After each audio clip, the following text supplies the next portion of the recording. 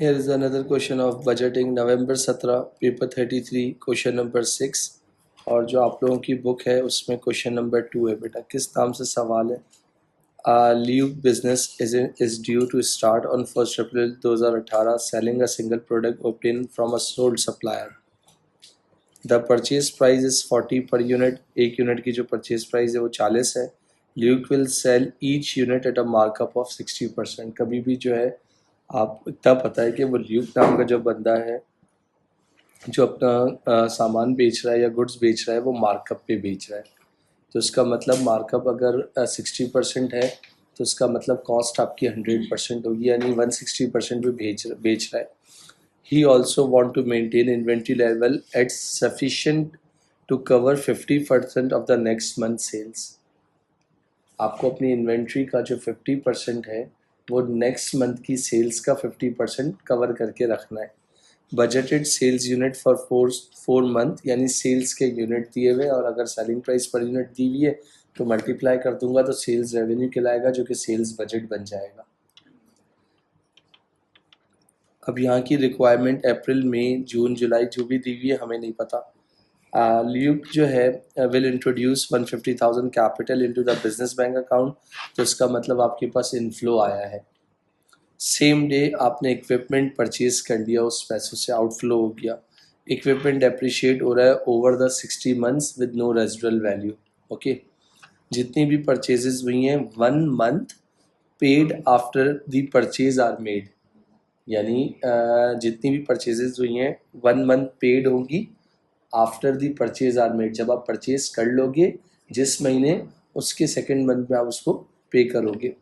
जितनी भी सेल्स हुई हैं वो क्रेडिट पे हुई हैं। 20% जो कस्टमर है वो expected to take cash discount one whole number 1/2 यानी 1.5% and pay in the month of sale. यानी 20% कस्टमर जो हैं जो for example cash discount avail करेंगे जिस महीने उन्होंने सेल किया उस महीने, और उनको 1.5% डिस्काउंट मिल जाएगा। 30% जो है expected to pay 1 month after the sales made. जो रिमेनिंग कस्टमर रह जाएंगे 50%, यानी 50% ही हुआ ना, 50% हुआ तो 2 month after the sales are made. Monthly operating expense will be paid month they are incurred, they are expected to 43,000 including depreciation. Depreciation बाहर हो जाएगी, देख लीजिएगा। State to benefit of preparing cash budget, मतलब आप इस पूरे बजटिंग के टॉपिक के अंदर मैं फिर एक मरतबा रिकैप कर दूं। आप लोग क्या देखोगे, चेयर को इधर मिला लो। आप लोग क्या देखोगे बेटा, अगर इस वाले पार्ट की बात कर रहा हूँ, पार्ट ए, तो इसमें तुम क्या देख रहे हो, plan ahead if there is any cash, कितने पॉइंट्स बोला है, कैश डेफिसिट और सरप्लस बेटा, यही बताता है कैश बजट। और दूसरा आपके पास क्या हो गया, एक और कोई बता दो point. It shows the ending and opening bank balance. दो ही मांगे थे, बेनिफिट हो गए। इसके बाद तुम लोगों ने क्या निकालना है, इसका कैश बजट बनाना है। ये लो, किस किस मंथ का बनाना है ये भी देख लो। अप्रैल मई जून 3 महीने का बनाना है बेटा। ये हो गया तुम्हारा अप्रैल, ये हो गया तुम्हारा मई, ये हो गया तुम्हारा जून बेटा। और अगर मैं इधर की बात कर रहा हूँ सर, तो सबसे पहले तुम्हारे पास क्या हो गई, रिसीट्स आ गई बेटा।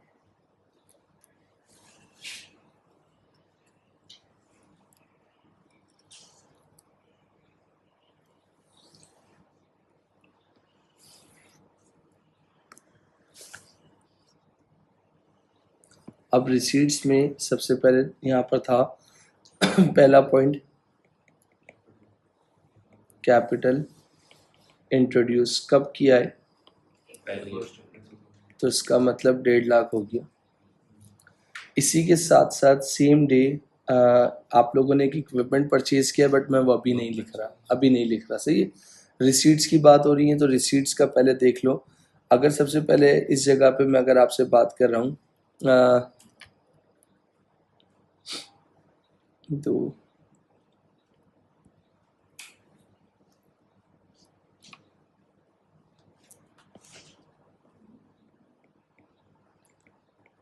क्योंकि हमें सबसे पहले परचेजेस फाइंड करनी होंगी, विदाउट परचेजेस हम नहीं निकाल सकते। तो मैं तुम लोगों से कह रहा हूँ कि हमें किस कौन कौन से मंथ का बनाना था? अप्रैल, मई, जून और जुलाई, क्योंकि सब लेना पड़ेगा। और अगर मैं इनके यूनिट्स की बात कर रहा हूँ तो अप्रैल के सेल्स यूनिट कितने थे? 5, 8, 4, 3, 5, 8, 4, 3 बेटा। तो यूनिट सोल्ड, तो अगर मैं तुमको बोलूँ तो मुझे परचेज बजट बनाना है, परचेज बजट से यूनिट्स निकाल लूँगा, ऐसा ही है। तो परचेज बजट का फॉर्मूला क्या होता है? यूनिट सोल्ड हो गया, क्लोजिंग इन्वेंट्री हो गया, और लेस ओपनिंग इन्वेंट्री हो गया। तो तुम्हारे पास क्या आते हैं? परचेजेस यूनिट्स आ जाते हैं, अगर तुम्हें ये याद हो तो यूनिट सोल्ड तुम लोगों के पास अगर मैं बोल रहा हूँ कितने दिए हुए, मुझे बात बता सकते हो? 5,000। अच्छा, अप्रैल में खड़ा हुआ हूँ तो अप्रैल की ओपनिंग इन्वेंट्री तो कुछ भी नहीं होगी, ज़ीरो होगी। अच्छा, यहाँ लिखा हुआ है एक एक में बेटा,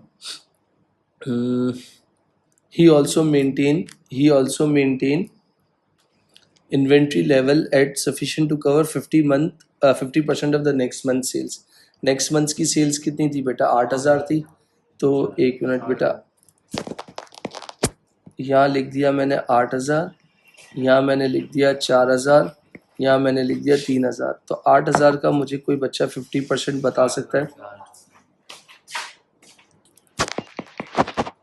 आप कह रहे हो कितना बेटा?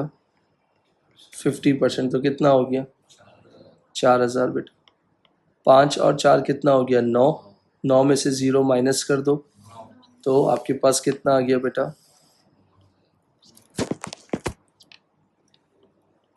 9,000। अच्छा, अब ये इधर का क्लोजिंग था तो यहाँ के लिए क्या बन गया? ओपनिंग बन गया। कितना बेटा? 4।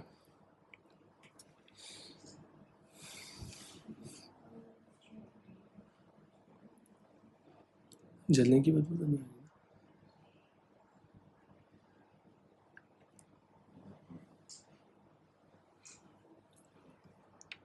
अब आपके पास 4,000 का 50% कितना होगा?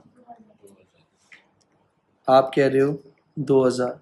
8 और 2 10, 10 में से 4 निकाल दो, पीछे कितना बच गया बेटा? 6। ये इधर का क्लोजिंग था तो यहाँ के लिए क्या बन जाएगा? कितना बेटा? 2,000। अच्छा बेटा, और ये 3,000 का 50% कितना हो गया बेटा? तो ये हो गया 4 और 5, 5.5। 5.5 में से 2 निकाल दो, पीछे कितना बच गया? 3,500। और फिर जुलाई में जब पहुंचा, इधर देख लेना, तो ये इधर का क्लोजिंग था तो यहाँ के लिए क्या बन जाएगा? और और तो कोई यूनिट्स नहीं दिए हुए ना?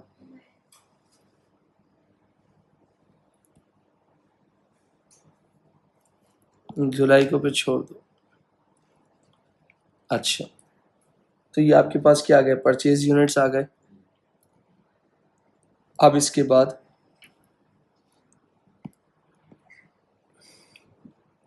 सेल्स की बात कर रहा हूँ तो 5,000 है सेलिंग प्राइस, कोई दी हुई है क्या? 40 कॉस्ट है। एक मिनट रुकिएगा, सब्र करें, और मार्कअप भी है ना। तो ये देखें, अगर मैं कह रहा हूँ मार्कअप, आप कह रहे हो equal to gross profit divide by cost, markup आपने बताया है कितने परसेंट है, 60% है बेटा। ग्रॉस प्रॉफिट को x रख लिया, कॉस्ट कितनी है 40, ग्रॉस प्रॉफिट इक्वल टू 40 का 60% कितना होता है, 40 जी बेटा 24 24। तो ये तुम्हारा क्या आ गया, ग्रॉस प्रॉफिट आ गया बेटा। और इसके बाद gross profit equal to sales minus cost कर दिया, तो ये 24 है, ये x है और ये 40 है। तो x इक्वल टू 24 प्लस 40 यानी x कितना आ गया 64 बेटा, 64 बेटा। अच्छा बेटा 5000 इंटू 64 कर दो ज़रा, 5000 इंटू 64 कर दो, 3,20,000। 8,000 इंटू 64 कर दो, 5,12,000। 4,000 इंटू 64 कर दो, अच्छा। और इसके बाद 3,000 इंटू 64 कर दो,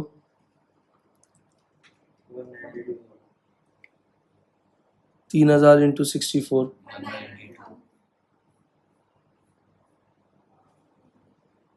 1।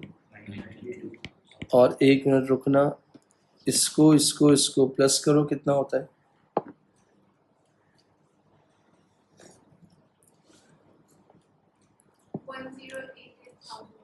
सही है। अच्छा अगर मैं इधर की बात कर रहा हूँ, परचेज यूनिट तुम्हारे आ चुके हैं, 9,000 आए, 9,000 इंटू इसकी सेलिंग प्राइस कितनी थी 64 पर यूनिट थी, याद रखना। और इसकी कितनी थी 40 पर यूनिट थी। तो 9,000 40 इंटू 9,000, 40 इंटू 6,000, 40 इंटू 3500, तो सारी परचेजेज आ जाएंगी कितनी बेटा 360। और दूसरे की 2, 40 फिर 140 140 और इसकी नहीं ना यूनिट्स ही निकालना, बस, तो छोड़ दो। अच्छा अगर अब मैं तुमसे बात कर रहा हूँ, कैपिटल इंट्रोड्यूस तुम लोगों ने कर लिया, तो रिसीट इन कस्टमर। अब रिसीट इन कस्टमर का मतलब क्या हो गया, तुम लोग कहाँ खड़े हुए हो, क्या बात बोली हुई है, इसको ज़रा देख लो।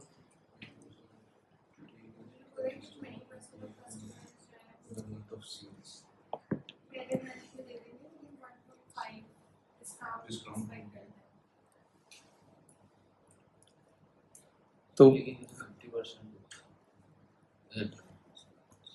भाई इन्होंने 3 जगहों पे बोला हुआ है 20% of customers are expected to take cash discount of 1 whole number 1/2 and pay in the month of sales, और फिर 30% आर एक्सपेक्टेड टू पे, सही है। और फिर इसके जो रिमेनिंग कस्टमर्स हैं 2 महीने बाद। तो अभी अप्रैल की बात कर रहा हूँ, तो इसका मतलब है अप्रैल में सारा सब कुछ हो चुका होगा, तो पीछे बचा हुआ कितना होगा, मुझे अप्रैल की सेल्स कितनी है 3,20,000 है, एक में वेट कीजिएगा बेटा, 3,20,000 है, इसका 50% निकालो, 1,60,000 1,60,000। वो जून में आएंगे ना 1,60,000 और नहीं रुक जाओ ना, तो जो आपके पास 3,20,000 का पहले 20% निकालो, 3,20,000 का 20% निकालो 64,000, और उसका निकाल लो 1/5%। कैसे बेटा, मैंने 1.5 बोला, आप इस तरह कर लो, 3,20,000 का पहले 20% निकाल लो बेटा, कितना आ गया 64,000। अब यहाँ 1 होल नंबर 1/2 है विच इज़ कॉल्ड 1.5%। अगर आप 1.5% निकालोगे तो मेरे ख्याल से कुछ 960 या समथिंग कुछ आ रहा होगा, 960 आएगा, 1.5% है मेरा बेटा। अब मगर ये बहुत लंबी हो जाएगी, तो हम इसको ऐसा ना कर लें 98.5, तो आप कितना आ गया 63,040। तो यहाँ पर देखिएगा, तो मैंने यहाँ पर क्या लिख दिया, रिसीट्स फ्रॉम कस्टमर बेटा, इधर देख प्लीज़, एक मिनट रुकिएगा, सुनने की कोशिश कीजिएगा। मैं यहाँ पर बोल रहा हूँ जो करंट मंथ की सेल्स कितनी थी आप लोगों के लिए 3 लाख, इससे दिखेगा नहीं, तो 3,20,000 का 20%, और फिर 87 सॉरी 98.5%, ताकि आपको याद रहे। तो ये आई थी, कितनी वैल्यू आई है? 6340। सर बाकी क्यों नहीं कर रहे हो? क्योंकि जाहिर सी बात है वो फिर आने वाले मंथ्स में जाएगा। तो यहाँ पर अब मुझे कोई एक बच्चा इसका टोटल करके बता दे कि आपकी रिसीट्स कितनी हो रही हैं। कोई एक बच्चा टोटल करके बता दो। 213,040। क्या एक साथ चलना है या एक साथ चलना है? तो इसका मतलब मई में आ जाओ। मई में कोई कैपिटल इंट्रोड्यूस नहीं था, इधर भी नहीं था। डन बेटा। अब आप ज़रा पीछे वाले में आ जाओ। 5,12,000 सेल्स हैं, तो पहले उसके नहीं थे अप्रैल के, किसमें 96,000 मिलेंगे मई में। तो फिर वो लंबी हो जाएगी यार। पहले अप्रैल को पूरा कर लो, क्योंकि अप्रैल में और कोई चीज़ तो है नहीं। तो फिर इसलिए मैं बोल रहा हूँ, क्योंकि वो फिर आप आगे जाओगे तो और फंस जाओगे, चीज़ें कर जाओगे। अप्रैल पूरा कर लो, क्योंकि मेरे हिसाब से और कोई रिसीट है नहीं। या अगर चलो मई में पहुंचे हो तो मई की रिसीट्स निकालनी है, तो अब मई की रिसीट्स कैसे निकालोगे? पहले अप्रैल की आएंगी और मई की आएंगी। पहले अप्रैल की कितनी है? अप्रैल की 96,000 है, 30%। सब्र कर जाओ। फिर इसमें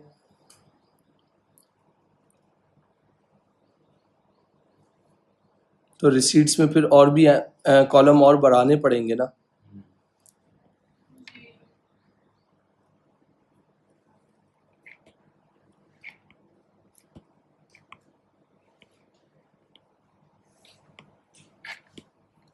क्योंकि कोशिश करो कि जब आपको अगर इस तरह याद ना नहीं रहता है ना, तो साथ साथ चला लेना। ये कौन से मंथ की सेल हो गई है? Receipt from customers, current month sales. फिर इसको लिख लो यहाँ पर, ताकि आप लोगों को ये याद रहे। बीच में नहीं, रुक जाओ।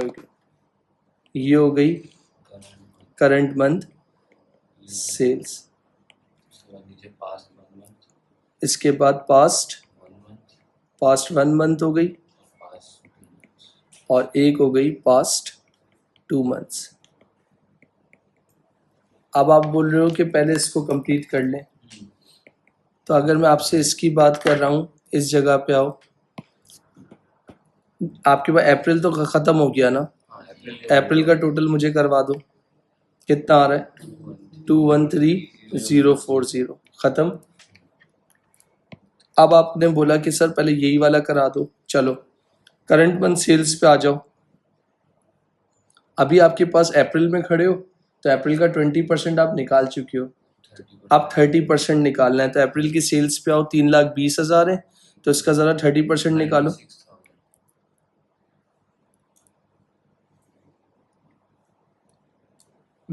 एक मिनट रुकना, यहाँ पर आ जाएगा 3,20,000 का 30%। कितना कह रहे हो बेटा? 96,000। और अब इसके बाद क्या बच गया? 50%। वो कहाँ रिसीव हो जाएगा? जून में। तो निकालो ज़रा 3,20,000 का 50%।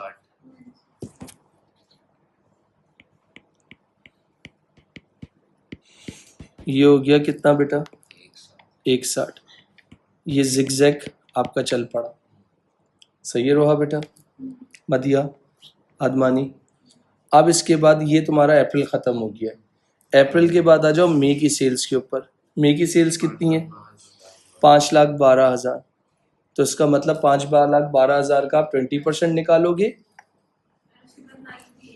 जी बेटा, 5,12,000 का आप 20% निकालोगे, फिर मल्टीप्लाई बाय 98.5%। कितना आएगा? 1,00,064 ऐसा।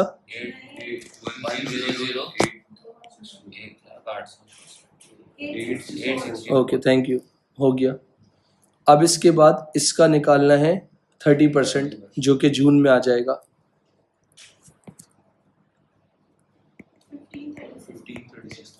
एक में बेटा 30% ना, कितना कह रहे हो? 153600। इसके आगे जा नहीं सकती हो क्योंकि ख़त्म हो गया। अब इन दोनों को ज़रा टोटल कर लो बेटा।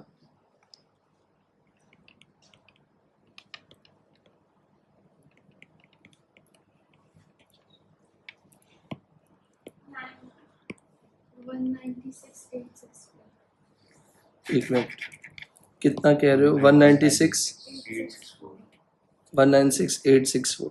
और बेटा इसका जून की सेल्स कितनी थी? 2,56,000। 2,56,000 का 20% निकाल के दो, 2,56,000 मल्टीप्लाई बाय 20% मल्टीप्लाई बाय 98.5। 50432। एक मिनट बेटा,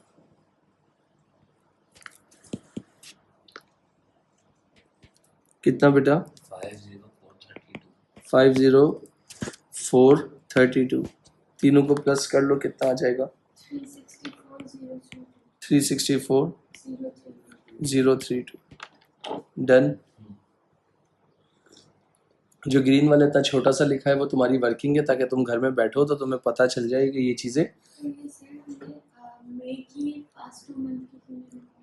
मे की पास्ट 2 मंथ्स की क्यों नहीं निकल सकी? मार्च का डाटा नहीं था, क्योंकि देखो अगर मार्च अप्रैल में तो सिर्फ करंट मंथ आनी थी, क्योंकि उन्होंने यहाँ क्या बोला था, 20% of customer are expected current month sales, इसके बाद 30% 1 month after sale and 50% remaining 2 month after sale. तो इसका मतलब हमें आगे चलना है ना, तो उसके हिसाब से। कहाँ पर बेटा? ये लो। अब इसके बाद क्या आएगी तुम्हारे पास? पेमेंट्स पे आ जाओ। पेमेंट्स मेरे ख्याल से इतनी है नहीं जो। एक मिनट, इक्विपमेंट कब ली थी? पहली तारीख 48,000। सबर कर जाओ, आप कह रही हो इक्विपमेंट ली थी 48,000, तो यहाँ तो नहीं था, ख़त्म। इक्विपमेंट के बाद एक और लिख लो, ऑपरेटिंग एक्सपेंस 43,000 के थे, जिसमें से 3,000 की डेप्रिसिएशन नहीं, डेप्रिसिएशन इंक्लूड थी, तो इसका मतलब निकालनी पड़ेगी। कैसे निकलेगी? 48,000 माइनस 0 डिवाइडेड बाय 60 ईयर्स, तो कितनी आ गई? 60 years नहीं है, 60 months है। 60 मंथ्स है, सॉरी 5 years हो गया। 60 मंथ कितना? 9600 पर ईयर। 800 9600 per year. ये मंथ का बता रही है। पर मंथ पे जाना है ना बेटा हमें, तो 60 मंथ्स हुए ना। 800 सही है। तो आपके पास 43,000 में से निकाल दो, कितना हो जाएगा? 800, तो 42,200, 42,200, 42,200।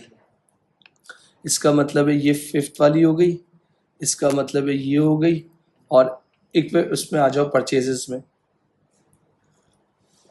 और परचेजेस तो मेरे ख्याल से एक ही चलेंगी, कोई और कोई चीज़ इसमें बोली नहीं है। पेमेंट टू, अच्छा इसमें देखो क्या ओपनिंग बैलेंस दिया हुआ था क्या? नहीं दिया हुआ, इसका मतलब ज़ीरो है। पेमेंट टू सप्लायर पे आ जाओ, क्या बोला हुआ है? All purchases are expected to be paid 1 month after the purchases are made. तो इसका मतलब अब मैं कहाँ खड़ा हुआ हूँ? अप्रैल में। पैसे मई में दूंगा और मई के पैसे जून में। अप्रैल के पैसे मई में दूंगा। क्या चीज़? अप्रैल में पेमेंट नहीं हो गया, तो ये रही, डैश डल गया। और इसके बाद 360 और 240। मई में कितना है? 360 का कितने परसेंट? 360 एज इट इज आ जाएगी, और 240 एज इट इज आ जाएगी। और कोई चीज़ है तुम लोगों के पास? पक्का इन सबको प्लस कर लो।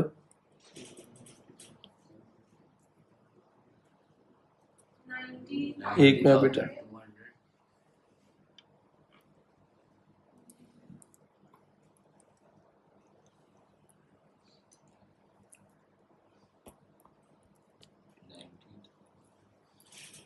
पहले तो मुझे इधर कितना आ रहा है तुम लोग ये बता दो। 90,000 और फिर इसके बाद 78,000 70 402 और नेक्स्ट 282 200 चेक कर लेना। ये तुम्हारी क्या हो गई?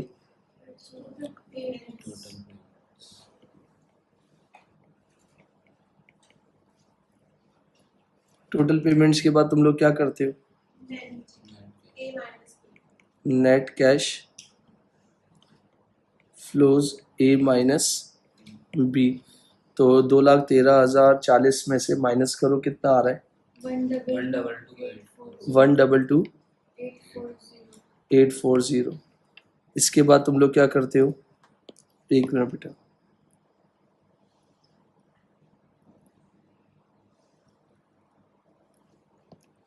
इसके बाद क्या करते हो? ऐड ओपनिंग बैलेंस, जो कि तुम्हारे पास कुछ भी नहीं है, 0 हो गया। तो इन दोनों को प्लस कर लो तो डायरेक्ट क्या आ जाएगा तुम्हारा? कितना होगा? 122,840। तो ये तुम्हारा क्लोजिंग है। तो यहाँ के लिए क्या बन गया? ओपनिंग 122,840। इसमें से इसको माइनस करो, कितना नेगेटिव आ रहा है? नेगेटिव है 205,336। तो नेट कैश फ्लो नेगेटिव है, मगर ओपनिंग बैलेंस पॉजिटिव था, तो माइनस कर दो तो कितना आ जाएगा? -82,496। तो ये इधर का क्लोजिंग था, तो यहाँ के लिए क्या बन गया? तो 82,496 और इसको इनफ्लो को इसमें से माइनस कर दो, कितना आ जाएगा? पॉजिटिव है बेटा 78,832 माइनस कर दो 81,832 माइनस कर दीजिए बेटा 664 नेगेटिव जी 664 नेगेटिव 664। तो ये तुम्हारे पास कैश फ्लो बन गया, चेक कर सकते हो।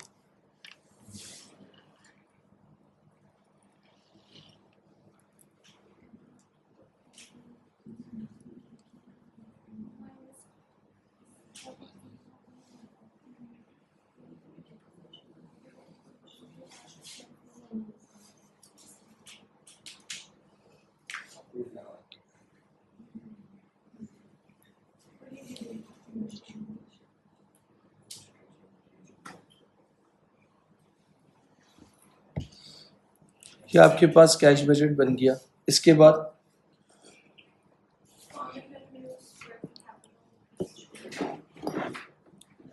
नेक्स्ट पार्ट में क्या निकालना है आप लोगों को? प्रिपेयर बजटेड इनकम स्टेटमेंट बनानी है, सही है। और comment on Luke working capital management निकालना है। तो पहले बजटेड इनकम स्टेटमेंट बना लेते हैं, जल्दी से आ जाओ।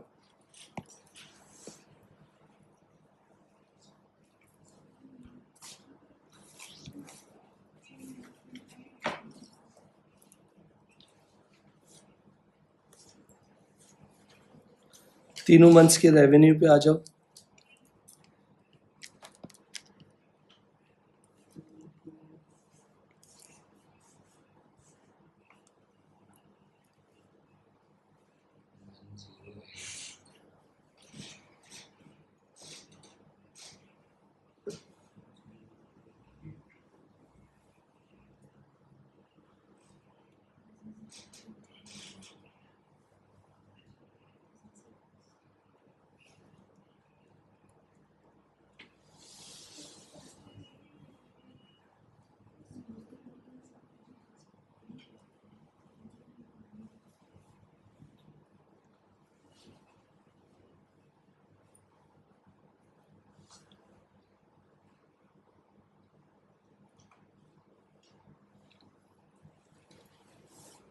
तीनों मंथ की सेल्स को प्लस कर लो।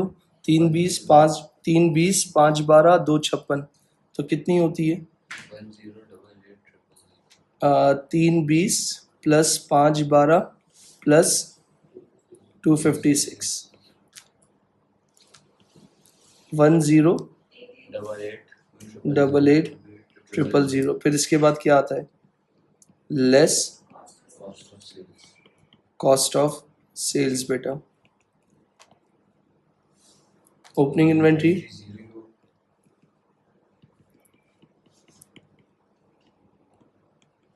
आप कह रहे हो ओपनिंग इन्वेंट्री 0। फिर क्या आता है? परचेजेस तीनों की कितनी थी? 360 240 और 140 कितनी हो गई? क्लोजिंग पे आ जाओ। 60,000 1500 यूनिट्स है ना 1500 यूनिट्स इंटू 40 40 तो कितना हो गया? इन सबको प्लस माइनस कर लो, कितनी आएगी बेटा? 680 मेरे ख्याल।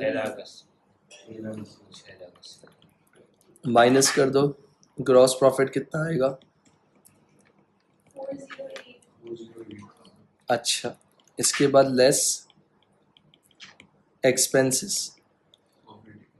ऑपरेटिंग एक्सपेंस कितने थे?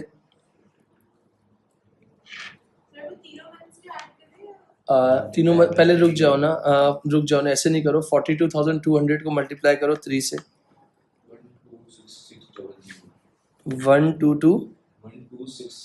1266 ऐसा। इसके बाद नॉन करंट एसेट की डेप्रिसिएशन कर लो 800 इंटू 3 कितना? 2400। और अच्छा, इसके बाद एक और चीज़ आई थी इसमें, डिस्काउंट अलाउड। अभी अपन फंस जाएंगे क्योंकि अपन ने 97.5% निकाला है। 1.5% पहले का तो 960 था, दूसरे का निकाल के बताओ। रुक जाओ ना, इजी कर लो ना। 3,20,000 था ना? 3,20,000 पहले 20% यार वो लंबी हो जाएगी ना। क्या? 1536 है। और तीसरे का?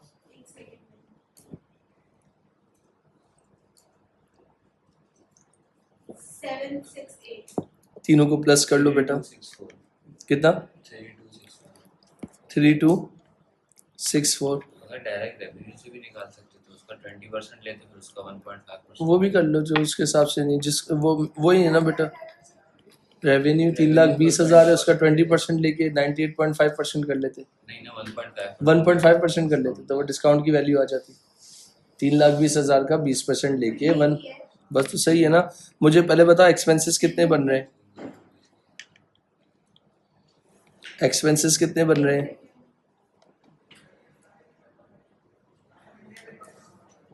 टोटल रेवेन्यू होगा 1088 कितना?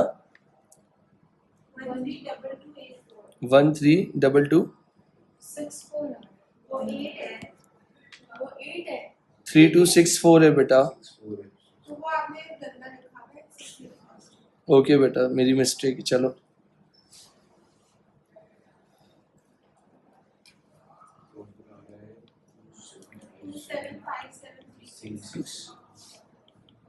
ये हो गई बजटेड इनकम स्टेटमेंट, जिसको आप मास्टर बजट कहते हो। अब इसके बाद आ जाओ नीचे वाले पार्ट पे, कमेंटिंग करनी है ल्यूक पे।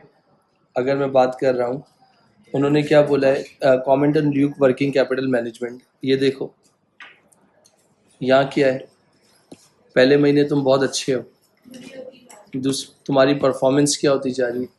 या तुम जो है अपने प्रॉपर कैश फ्लो को मैनेज नहीं कर पा रहे, लिक्विडिटी प्रॉब्लम्स हैं। यहाँ सुन लेना प्लीज़ बेटा। Cash flow not bad, that is has net operating cash flow, cash receive from customer. अगर मैं तुम लोगों से बात कर रहा हूँ कैश डिफिसिट इन मई में हुआ है और जून में हुआ है, तो इसका मतलब हो गया तुम्हारे पास जो यहाँ पर की अगर बात कर रहा हूँ, जो तुम्हारा कैश फ्लो जो है ना वो बुरा नहीं है। यहाँ पर अप्रैल में तुम क्या हो कि पॉजिटिव में हो, और मई में जून में भी क्या हो, तुम पॉजिटिव में हो। सिर्फ मई का कैश फ्लो तुम्हारा डिस्टर्ब हुआ है, तो इसका मतलब है कैश डेफिसिट तुम्हारा मई में और जून में है। प्लान को जो है आगे कंटिन्यू करना चाहिए। सेल्स नॉट इवनली डिस्ट्रीब्यूटेड, जो सेल्स हैं वो भी तुम्हारी इतनी डिस्ट्रीब्यूट नहीं हुई है, सीजनल ट्रेड रिसीवेबल्स हैं, and this will affect the regularity of cash flow. Not many trade receivables take the advantage of cash discount. हर ट्रेड रिसीवेबल जो है कैश डिस्काउंट को अवेल नहीं कर रहा. ल्यूक में consider to increase the cash discount. Luke को जो है कैश डिस्काउंट की अमाउंट क्या है 1.5% से इंक्रीज करनी चाहिए. मोर देन 50%, मेरे ख्याल से कैश डिस्काउंट लोग कौन से अवेल कर रहे हैं, सिर्फ 20% कस्टमर अवेल कर रहे हैं क्योंकि 1.5% है. बाकी 30% एक महीने बाद दे रहे हैं, और जो 50% इतना बड़ा चंक है वो 2 महीने बाद दे रहा है. तो उसका मतलब उसको जो है more than 50% of trade receivable पे 2 मंथ आफ्टर से Luke should consider to tighten its credit policy. Luke को जो है अपनी क्रेडिट पॉलिसी को क्या करना चाहिए, टाइट करना चाहिए. रेगुलर बेसिस पे, प्रॉम्प्ट बेसिस पे इनवाइसेस और स्टेटमेंट इशू करना चाहिए. चेक एंड बैलेंस रखना चाहिए. जो भी क्रेडिट पॉलिसी मैनेजर है उसको रेगुलर बेसिस पे कॉल करनी चाहिए और उनको बाकायदा रिमाइंडर्स देने चाहिए कि भाई आपकी जो क्रेडिट पीरियड जो है एंड हो रहा है, आप अपनी क्रेडिट पीरियड से पहले पे ऑफ करें. May be the business is a new business and Luke has only one supplier. हो सकता है क्योंकि यहाँ पर 1 अप्रैल को स्टार्ट हो रहा है तो नया बिजनेस है, क्योंकि ओपनिंग इन्वेंट्री भी आपकी क्या थी, ज़ीरो थी. तो अब बिजनेस में कदम जमाने के लिए, बिजनेस में स्टार्ट लेने के लिए ये सारी चीज़ें बर्दाश्त कर रहा है और एक ही सप्लायर ल्यूक के पास मौजूद है. It appears that Luke does not have much bargaining power. उसके पास कोई बार्गेनिंग पावर नहीं है. एक मरतबा बिजनेस इस्टेब्लिश हो जाए तो वो आगे जाके क्या, एक मरतबा सस्टेनेबिलिटी की तरफ आ जाए तो वो जाके अब बार्गेनिंग पावर कर सकता है, कस्टमर को थोड़ा सा टफ टाइम दे सकता है. And he has to pay within 1 month the following purchases and is not allow any cash discount. मतलब ल्यूक क्या कर रहा है, जिस महीने परचेज कर रहा है यानी 1 मंथ का ही क्रेडिट पीरियड उसको मिल रहा है, तो ये थोड़ा सा उसके लिए इश्यू है. Keeping too much inventory may have a negative impact on cash flow. Luke के पास जो इन्वेंट्री वाला जो फैक्टर है वो बहुत ज़्यादा है, क्योंकि पहले साल स्टार्ट में 4,000 रुपये आपकी क्लोजिंग थी, यहाँ देख लेना. फिर वो क्लोजिंग जो है कम होके 2,000 हो गई. इसी तरीके से वो इन्वेंट्री जितनी फ्रिक्वेंटली सेल होगी उतना आपके पास जो लिक्विडिटी प्रॉब्लम है, जो लिक्विडिटी क्राइसिस है वो आपका ख़त्म होगा. मगर इस वाले पार्ट, और दूसरी इंपॉर्टेंट बात, जब ल्यूक ने बिजनेस स्टार्ट किया था तो दे हैव ना नेगेटिव बैंक बैलेंस ना पॉजिटिव बैलेंस. उसके पास ज़ीरो था. तो अगर उस हिसाब से बिजनेस को देखा जाए तो ल्यूक जो है कोई बहुत बड़ा ल्यूक के ऊपर इम्पैक्ट नहीं आ रहा है. इस वजह से इम्पैक्ट नहीं आ रहा है यहाँ पर क्योंकि लीग के ऊपर इसके अलावा बहुत बड़ा इम्पैक्ट नहीं आ रहा, क्योंकि पहले साल वो बहुत पॉजिटिव में, अच्छी अमाउंट पॉजिटिव में था. फिर उसके बाद उसकी सेल्स की डिस्टर्ब की वजह से, यानी सारा जो इम्पैक्ट, जो नेगेटिविटी बना है वो उसकी क्रेडिट पॉलिसी की वजह से बना है. अगर वो क्रेडिट पॉलिसी को मेंटेन कर ले, चेक एंड बैलेंस कर ले, तो बिजनेस में तो उसका क्या हो गया, वर्किंग कैपिटल मैनेजमेंट जो हो जाए अच्छा हो सकता है. जी बेटा. ये भी पॉइंट आउट कर सकते हैं कि एज कम्पेयर टू मई जून का मतलब इम्प्रूव हुआ है पहले से. मतलब पहले इतना था, यानी 82 समथिंग था, उसके बाद फिर वो हंड्रेड्स की वैल्यूज में चला गया, मतलब 640 समथिंग हो गया. कह सकते हो ना, मगर वही बात है ना बेटा, क्योंकि आपके पास जब उसने बिजनेस स्टार्ट किया था तो वर्किंग, मतलब उसने इन्वेस्ट तो कर दिया, मगर उसके पास हाथ चलाने के लिए, वर्किंग कैपिटल मैनेजमेंट के लिए पैसा नहीं था. कैश फ्लो का मसला था, मगर वो कैश फ्लो का मसला अप्रैल में नहीं आया. वो मसला कब आया आपके पास, जाके देखो, आपके पास मई में आया. और कब आया, जून में आया. वो इस वजह से आया, अगर आपके पास स्टार्ट में ही कैपिटल होता. और दूसरी बात, अगर नहीं भी था तो अगर सेकेंड मंथ में जो आपकी क्रेडिट पॉलिसी जो थी, हो सकता है उस क्रेडिट पॉलिसी की वजह से उसको ये इम्पैक्ट देना स्टार्ट में लेना पड़ा, क्योंकि जाहिर सी बात है उसके पास तो एक तो सप्लायर के पास भी लिमिटेड अमाउंट ऑफ वो था, और उसके पास कोई बार्गेनिंग पावर भी नहीं थी, और कोई उसके पास कोई ऑप्शन था नहीं. तो इसका मतलब है कि उसको इस प्लान के साथ क्या होना चाहिए, सस्टेन करना चाहिए, और आगे जाके वो इस चीज़ को और इम्प्रूव कर सकता है. तो दिस इज़ द क्वेश्चन. आपके पास पार्ट ए में बेनिफिट, पार्ट बी में कैश बजट, पार्ट सी में उसकी एक थियोरेटिकल इम्पैक्ट, और पार्ट डी में बजटेड इनकम स्टेटमेंट. अगर देखो ओवरऑल, अगर आपको ओवरऑल देखा जाए, अगर वो 3 महीने की स्टेटमेंट बना रहा है तो उससे उसको क्या मिल रहा है, फ़ायदा हो रहा है ना, प्रॉफिट ही हो रहा है. तो इसका मतलब कोई इतनी बहुत बुरी कंडीशन नहीं है. थोड़ा सा अपनी क्रेडिट पॉलिसी को, चीज़ों को मेंटेन कर ले तो इसका मतलब जो उसका डेफिसिट है वो उसका सरप्लस में चेंज हो सकता है.